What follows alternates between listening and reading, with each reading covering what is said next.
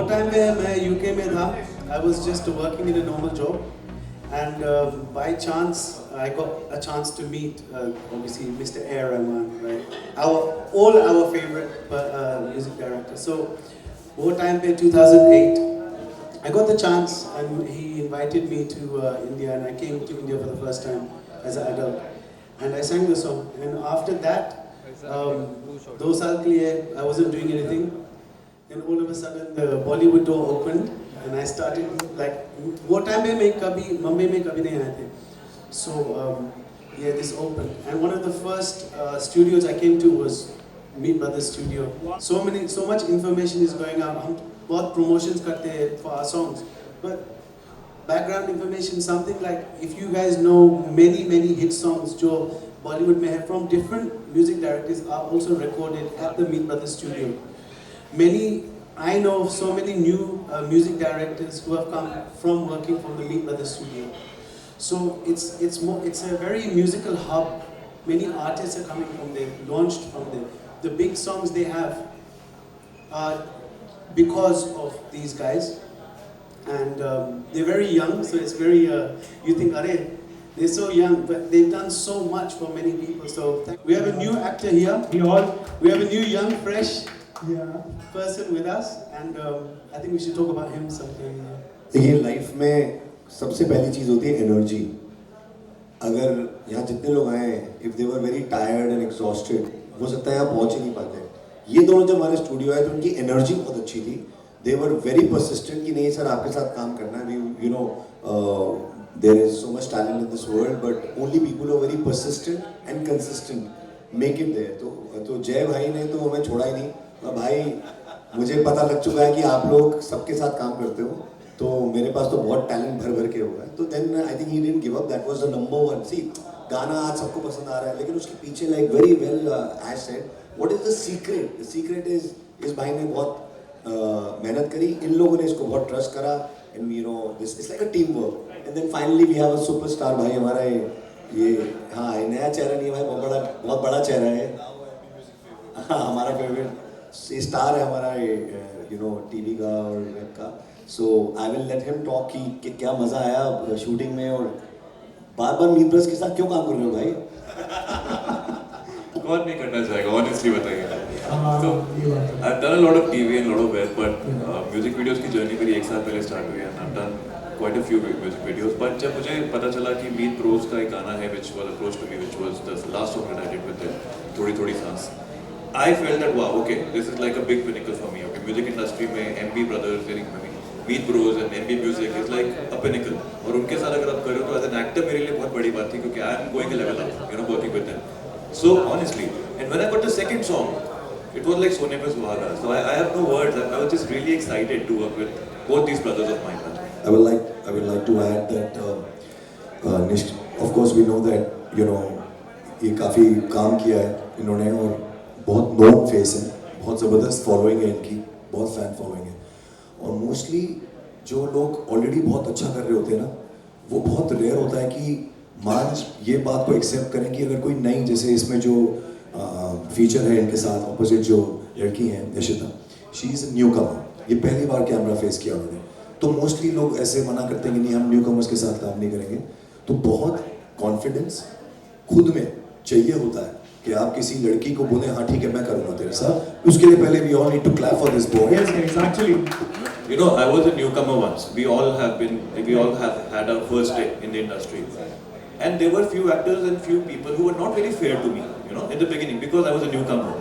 And I got hurt in my life once. मुझे आज भी याद है वो दिन. I will not talk about that, but I felt very bad as a newcomer कि यार ऐसा newcomer हो तो ये कोई मेरा मतलब पाप थोड़ी हो गया. So I made it a point कि whenever in life any newcomer comes and works with me, I will make sure I will give them an environment which is so comfortable for them to grow. गलती करनी है करो, कोई बात नहीं, हमने भी किए तुम भी करो, हम साथ में करेंगे. You learn and we'll all grow together. So before Harshit Singh, I have to tell you कि ये गाना जब हम बना रहे थे और throughout हम हर्षित की आवाज़ में सुनते रहे, तो हर्षित की आवाज़ इतनी कानों में बैठ गई थी कि समझ नहीं आ रहा था कि किसी और से गवाएं क्या करें. बहुत मन था कि हर्षित की आवाज़ भी रखें, but then we realized that I think एक क्योंकि ज़्यादा ज़रूरी ये है कि as a composer also Harshit needs to establish himself. Jai जो एक्चुअली पूरा मास्टरमाइंड है इस प्रोजेक्ट का, This has all happened only because of this boy. हम लोग सब इसके assistants हैं. He is the director of this film. I'm telling you today. And इतना confidence था तो हमने बोला नहीं यार कि let's bring a voice जिसको दुनिया पसंद करती है, follow करती है, ताकि पहले गाना ज़्यादा लोगों तक पहुँचे, उसके बाद अगले third, fourth गाने आप ही गाना. तो thankfully Ash King से बहुत टाइम से काम करना चाह रहे थे, and luckily he when we called him he said okay fine let's do it. We were very happy, Ash on board, so we thought we are home now. But Harshit has a beautiful voice and I will love you to sing something. ये कुछ गाने होते हैं जिसमें आप देखना चाहते हैं कि कितने व्यूज़ आए, लोगों को कैसा लगा.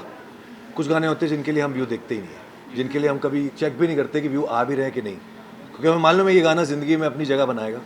बहुत सारे ऐसे रोमांटिक गाने थे, जैसे हमारा पहले गाना था एक बात कहूँ क्या इजाज़त है तेरे इश्क की मुझको आदत है. वो एक सनी लियोनी की फिल्म थी वन नाइट स्टैंड, उसमें गया था और उस फिल्म को ज़्यादा प्रमोशन नहीं मिली थी और वो फिल्म ज़्यादा आगे आ ही नहीं पाई. लेकिन हमने कभी मुड़ के देखा ही नहीं कि उस गाने के व्यूज़ आ रहे नहीं आ रहे. हमें मालूम था कि पिक्चर चले ना चले वो गाना अपनी जगह बनाएगा. तो जवां तूफ़ान के अंदर एक फ्रेशनेस है जो हर्षित से आई है, क्योंकि हम नए लोगों के साथ इसलिए काम करते हैं क्योंकि नया इंसान अपना अलग एक साउंड और म्यूज़िक लेके आता है.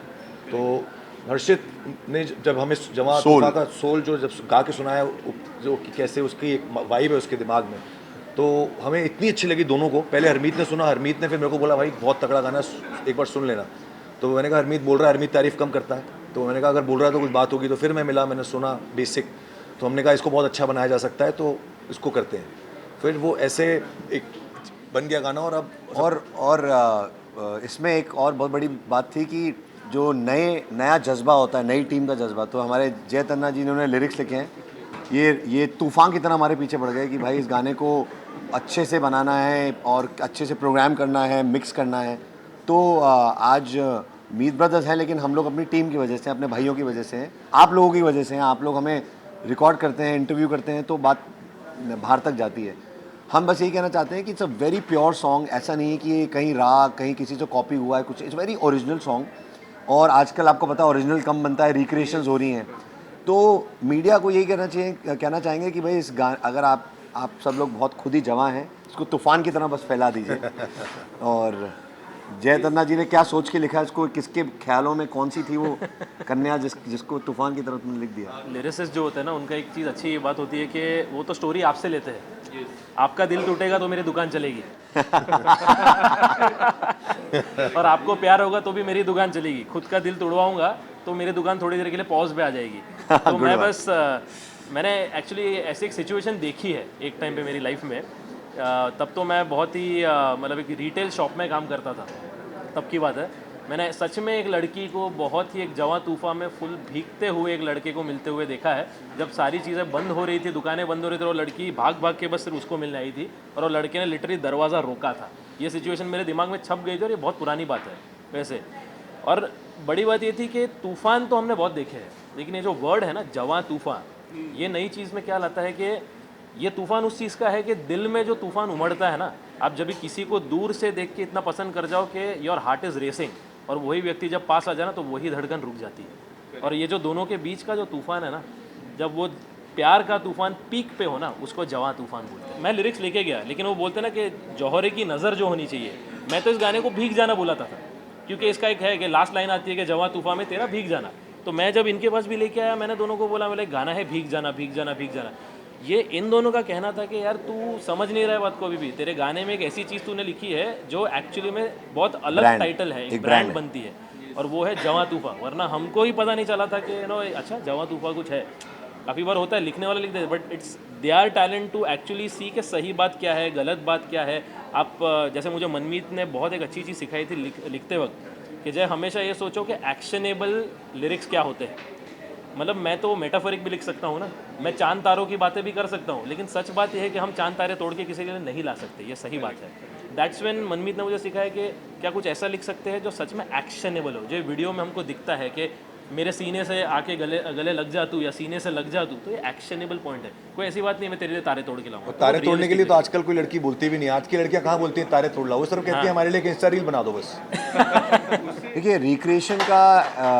रिक्रिएशन की एक स्पेसिफिक डिमांड आती है तो ही हम लोग करते हैं, बिकॉज ऑडियंस भगवान होती है, ऑडियंस है तो हमारे किचन चल रहे हैं और हमारे गाने को अप्रिसिएशन मिल रहा है। ऑडियंस कहती है भाई कि आप ओरिजिनल सुनाओ, किसी और का सुना सुनाया क्यों सुनाओ। सुना सुनाया इसलिए होता है क्योंकि जो म्यूज़िक कंपनीज होती हैं वो म्यूज़िक कंपनीज को सेल करने में बड़ा आसान होता है। अरे ये तो सुना सुनाया फटाफट लोगों को पसंद आ जाता है। हम यहाँ बेचने नहीं आए हैं, हम यहाँ बिजनेस करने नहीं आए हैं, हम लोग सब प्योर आर्टिस्ट हैं। Which is why MB music जो कि हमारे पार्टनर है राजीव जी, उनके साथ हमने स्टार्ट करा है it's by the artist for the artist.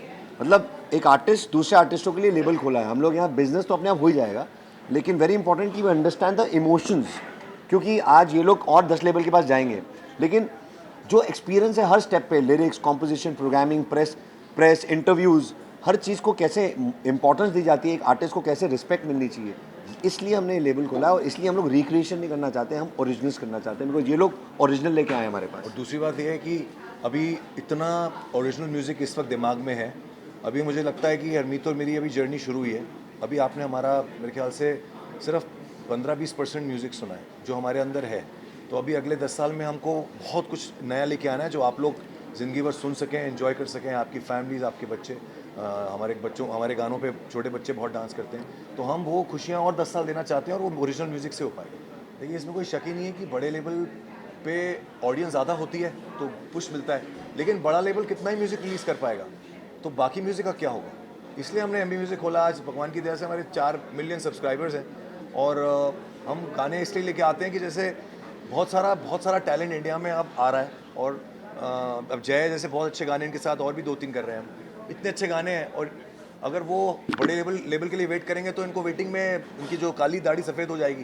तो और मेरा इसमें एक दूसरा पर्सपेक्टिव है।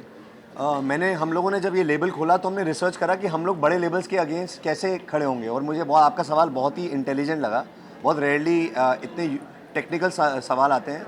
तो फैक्ट बड़ा सिंपल है, नंबर्स हैं। आप जाके देख लीजिए, बड़े लेबल्स पे बहुत सारे गाने आते हैं जो कि फ्लॉप होते हैं और कुछ नहीं होता उनका। और मैं आपको ऐसे कई छोटे लेबल्स बताऊंगा जो पंजाब के भी हैं, जैसे एक लहंगा करके गाना आया था गीत MP3 से, बिल्कुल किसी ने ना सुना उस लेवल का भी, छोटा, लेकिन वो 1 बिलियन ऑन यूट्यूब है। सो आज की डेट में ऊपर वाले की दया से डिजिटल और ऑनलाइन इतना स्ट्रांग है कि गाना अगर अच्छा हो, वीडियो अच्छा हो, लिरिक्स अच्छे हों, तो कोई छोटा और कोई बड़ा नहीं। आज जस्टिन बीबर का, जो अगर दुनिया का सबसे बड़ा सिंगर है, उसकी मम्मी ने CD रिलीज़ कर दी थी ऑनलाइन और आज वो जस्टिन बीबर है, bigger than anyone you can know. तो आप डिजिटल और प्रेस के लिए जानना बहुत ज़रूरी है कि अब बड़ा छोटा कुछ नहीं रह गया।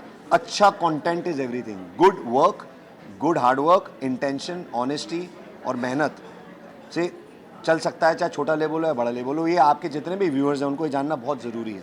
He should just go for great product. ऐसा प्रोडक्ट बनाओ कि वो अपने घर से भी रिलीज़ करे तो बच्चा जान जाए। देखिए मैं आपको, वैसे तो हम लोग नाम नहीं लेते किसी का, लेकिन क्योंकि एक टैलेंट है और हम अच्छी बात बोल रहे हैं तो नाम ले सकते हैं। जैसे ढिंचाक पूजा, उन्होंने जो भी करा वो अपने घर से बैठ के करा और वो सब फेमस हो गई। उन्होंने कैसा भी कंटेंट निकाला हो। तो आज की डेट में किसी भी तरीके का टैलेंट हो, हमें किसी प्लेटफॉर्म की ज़रूरत नहीं है। आर्टिस्ट, हिंदुस्तान के आर्टिस्टों के लिए गुड न्यूज़ ये है कि आपके पास अच्छा प्रोडक्ट हो या आपके पास अच्छा आइडिया हो इंटरव्यू लेने का, तो आपको कोई भी चांस देगा। शाहरुख जी भी बोलेंगे कि आइए, तो हर किसी को मौका मिलेगा। दूसरी बात ये है कि जैसे आज के जो लेटेस्ट जो हार्ट थ्रॉब्स हैं, जैसे AP ढिल्लन है, किंग है, ये दोनों किसी बड़े लेवल से नहीं आए। करेक्ट। ये लोग बस आ गए क्योंकि इनके अंदर म्यूज़िक था। तो जितने भी लोग ये सुन रहे हैं, इंटरव्यूज जो देख रहे हैं, जितने भी यंगस्टर्स हैं, आप अपना म्यूज़िक बस अच्छा बनाओ और उसको आप YouTube पे या कहीं पे भी स्ट्रीमिंग प्लेटफॉर्म्स पे आप रिलीज़ करो, और जो चीज़ अच्छी होगी उसको कोई रोक नहीं सकता।